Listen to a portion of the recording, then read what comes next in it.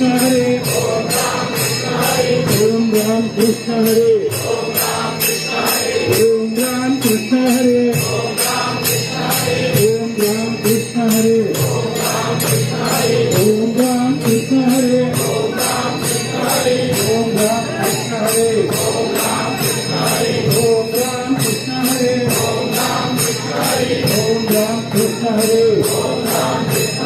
ओम राम कृष्ण हरे, ओम राम कृष्ण हरे, ओम राम कृष्ण हरे, श्रीमद सच्चिदानंद सद्गुरु बोला जय जयकार स्वामींचा, बोला जय जयकार स्वामींचा, स्वरूपानंदांचा जय जयकार ओम राम कृष्ण हरे, ओम राम कृष्ण हरे, ओम राम कृष्ण हरे, ओम राम कृष्ण हरे, ओम राम कृष्ण हरे, ओम राम कृष्ण हरे,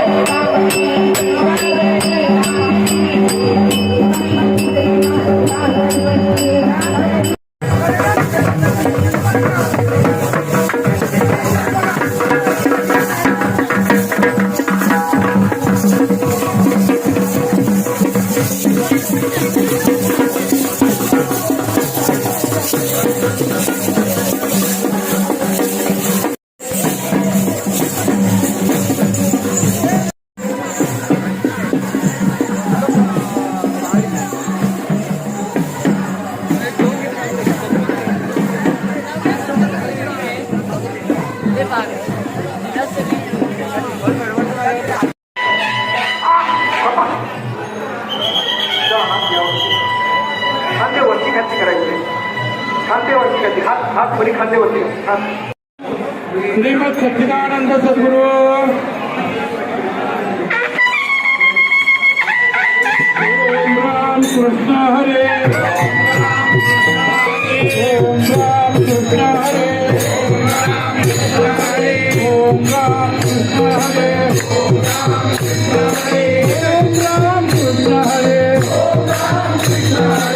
ओम राम कृष्ण हरे.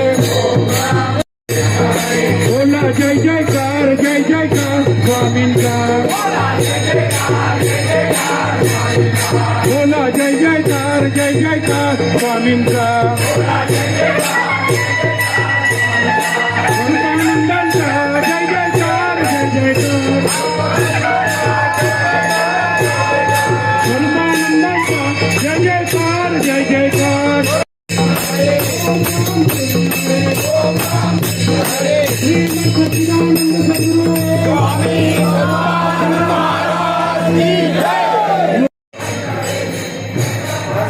पुढे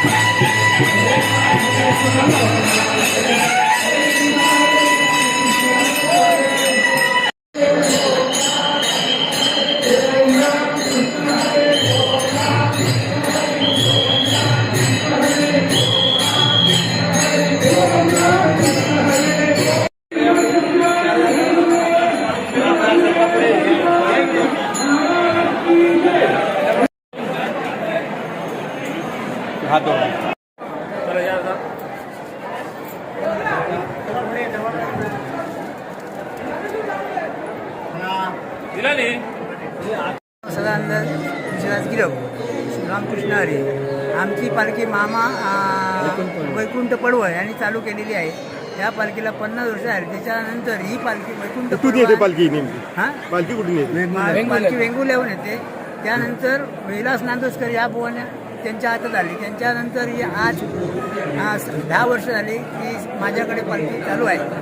आता या पालखीला तीन या होऊन गेले आणि यायचं कारण म्हणजे विलास बुवा नांदोसकर यांनी मला या पालखीला यायचं आमंत्रण दिलं. म्हणून एकदा तरी येऊन बघ. ते मी एक वेळा त्यांच्याकडं आलो. 2 वर्ष मी रेल्वेने आलो. त्याच्यानंतर मी त्यांच्याबरोबर आलो. तर आम्हाला एक असा अनुभव आला की आम्ही वांगणी गावात रात्री म्हणजे डोंगरात 7 वाजता फसलो होतो. आम्हाला तिकडे एक माणूस गाठी घेऊन गावला आणि त्यानंतर आम्हाला तिकडे एक कुत्रा भेटला आणि त्या कुत्र्याने आम्हाला रस्त्यापर्यंत आणून एक धनगर नावाची व्यक्ती गावली. ती 2 धनगर आले आम्हाला रस्त्यापर्यंत आणून गेले आणि पाठी आम्ही जर येऊन बघतो तर ते धनगर नाहीसे झाले तिकडे. आणि त्या गावात जाऊन आम्ही विचारलं तर ते म्हणाले या गावात धनगर कोण राहत नाही असं आम्हाला त्यांनी सांगितलं. त्याच्यानंतर आम्ही रात्री 11 वाजता त्या देवळात पोचल्यानंतर आम्ही तिकडे विचारलं. त्यामुळे इकडे धनगर नाही कोण नाही. त्यामुळे आम्ही तिकडे त्यानंतर आम्ही कायम ह्या पालखीला चालू झालो. तो एक आम्हाला मोठा अनुभव आहे ह्या पालखीचा.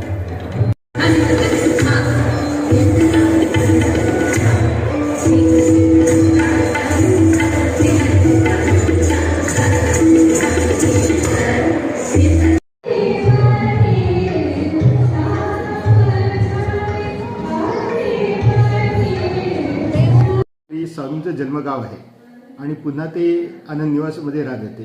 नेमकं स्वतःच्या घरी ते किती वर्ष होते किंवा तिथे त्यांनी काय कार्य केलं आणि आनंद निवासमध्ये काय सेवा केली? परमपूज्य स्वामींचा जन्म ह्या इथे गोडबोलेच्या घरात झाला, पण त्यांचं राहणं तसं फार इथे नाही झालं. ते शिक्षणासाठी मुंबईला आणि पुढील शिक्षणासाठी आणि काही जे कार्य करण्यासाठी पुण्यात त्यांचं एक 8-10 वर्ष गेली. ते मध्ये 1-2 वर्ष त्यांनी इथे स्वावलंबनाश्रम म्हणून शाळा काढली होती. ती त्यावेळी मात्र ते 23-24च्या सुमारास घरी होते. पण नंतर ते इंग्रजांच्या बॅनमुळे इंग्रजांनी ती शाळा बंद करायला लागली, कारण त्यात राष्ट्रीय शिक्षण दिलं जात होतं. म्हणून इंग्रजांनी ती शाळा बंद करायला लावली. म्हणून मग स्वामीजी परत पुण्याला गेले आणि त्यांनी परत सत्याग्रह किंवा उपोषणं किंवा लोकांना भाषण देऊन देशभक्तीपर भाषण देऊन त्यांना त्या ह्याच्यात सत्याग्रहात ओढणं असे जे सुरुवात केली, त्यामुळे त्यांना शिक्षा झाली. आणि येरोडा जेलमध्ये त्यांना 2.5 वर्ष राहावं लागलं. आणि मग मात्र त्यांनी त्यांचं जीवन त्यांनी आमूलाग्र बदललं, म्हणजे त्यांनी अध्यात्माला वाहून घेतलं.